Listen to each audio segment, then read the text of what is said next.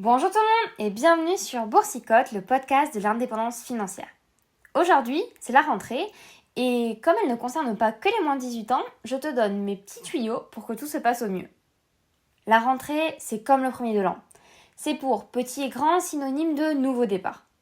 Se mettre au sport, économiser, se mettre à lire ou bien commencer le judo, à chacun sa liste de bonnes résolutions.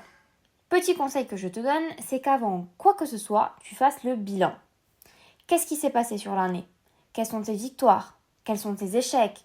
Est-ce que tu as réussi à aller courir une fois par semaine ou faire ce voyage aux Baléares? Crée-toi 2 petites colonnes sur un papier blanc et liste tes fiertés et tes regrets. Faire ça est super important. D'un côté, tes fiertés vont te montrer à quel point tu peux être fier de toi.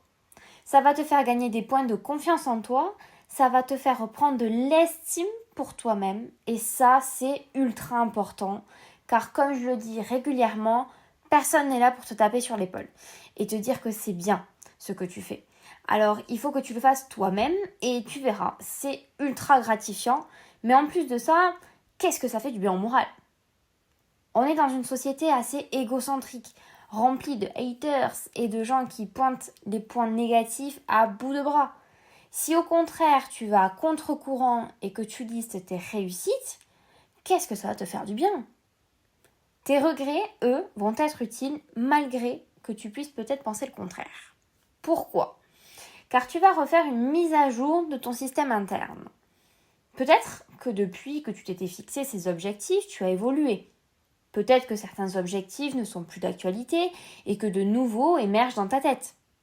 Souvent, on pense se connaître, mais en fait, on évolue.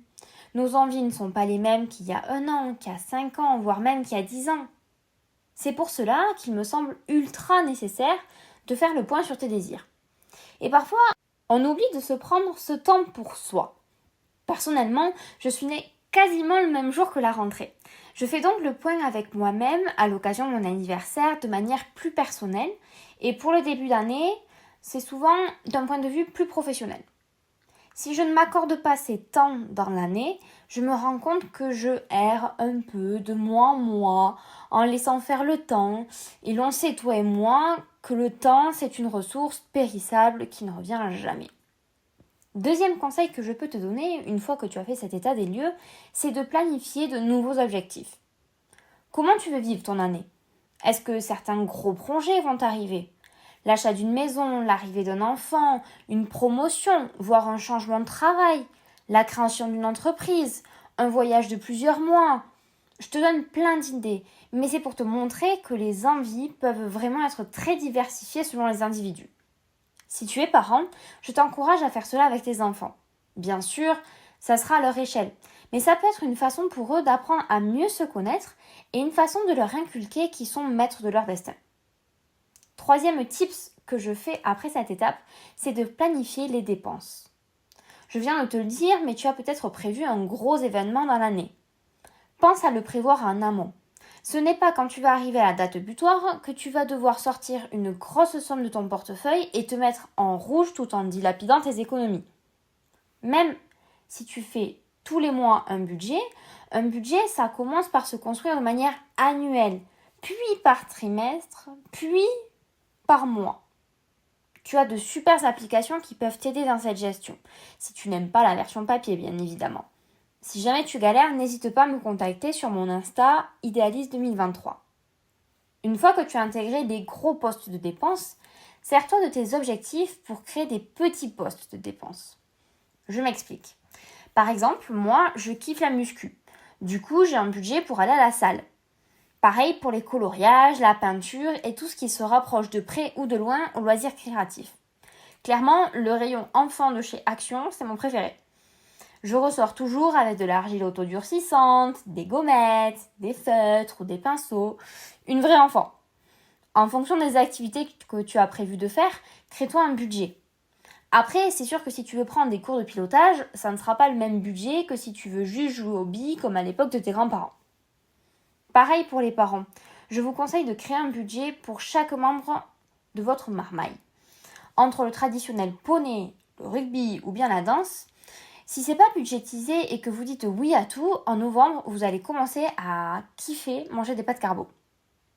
Après, petit tuyau, en plus, qui peut sembler logique mais qu'on oublie bien souvent, surtout valable pour les familles, c'est de faire des stocks. Il y a bien souvent des offres de rentrée. Que ce soit de la lessive, du shampoing, des chips, généralement ce ne sont pas des denrées périssables dans un avenir proche et mis bout à bout, cela peut représenter de véritables économies. En parlant de nourriture d'ailleurs, regarde si ce n'est pas plus avantageux pour toi de passer par des producteurs. En fonction de ton lieu d'habitation, ça vaut peut-être le coup d'aller acheter la viande en gros à l'agriculteur du coin ou la farine au meunier. Surtout pour les familles nombreuses. Petit tour dans le congélateur ou dans un placard à l'abri de l'humidité et le tour est joué. Certaines productions n'ont lieu que pendant certains mois. Il serait dommage de passer à côté. Niveau économie, tu peux en profiter pour aller faire les fripes ou les vides-greniers. Besoin d'un nouveau vase, hop, tu vas le chercher dans la maison de Denise qui est partie à l'EHPAD. Tes enfants grandissent trop vite, hop, tu récupères les bodys du petit éloigne du village d'en face. Pour ceux qui habitent dans des plus grandes villes, il y a souvent des friperies qui, loin de leur ancienne image, ont souvent des pépites qui rentrent dans les tirelires des petits budgets à condition d'aimer la chasse au trésor. Sur le plan physique, la rentrée peut être l'occasion de te maintenir en forme. Si tu es déjà serré niveau budget, tu peux opter pour des applications de fitness gratuites, une rando chaque week-end, de la méditation pour ceux et celles souvent qui sont stressés de nature. Sur un plan personnel, je n'ai pu commencer le sport que tardivement dans mon développement car je souffrais de certains problèmes de santé. En dehors de la traditionnelle perte de poids, pratiquer une activité physique et régulière a contribué à ma santé cardiovasculaire et à améliorer mon mental. Tu seras donc moins fatigué et tes émotions seront régulées. Qui dit rentrée, dit approche de l'automne. C'est quelque chose que j'aime beaucoup faire en tant qu'Heidi des temps modernes, c'est aller cueillir ce que la nature m'offre.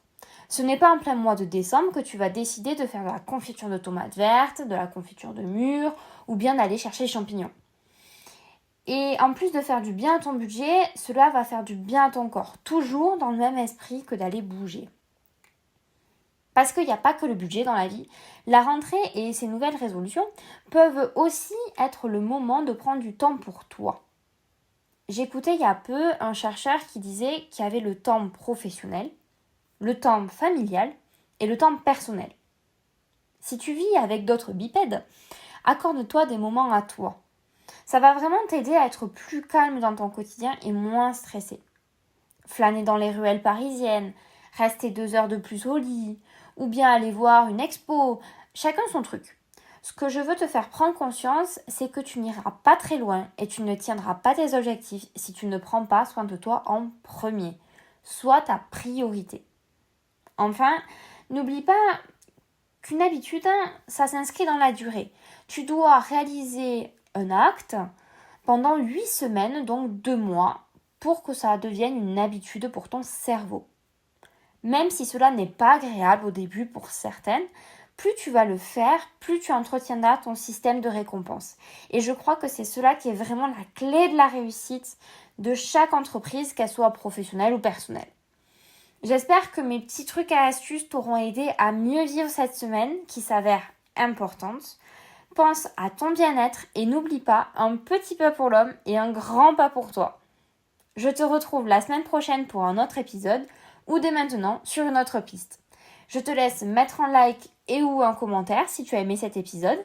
N'hésite pas à me dire quels sont tes objectifs et d'ici là, je te fais plein de bisous.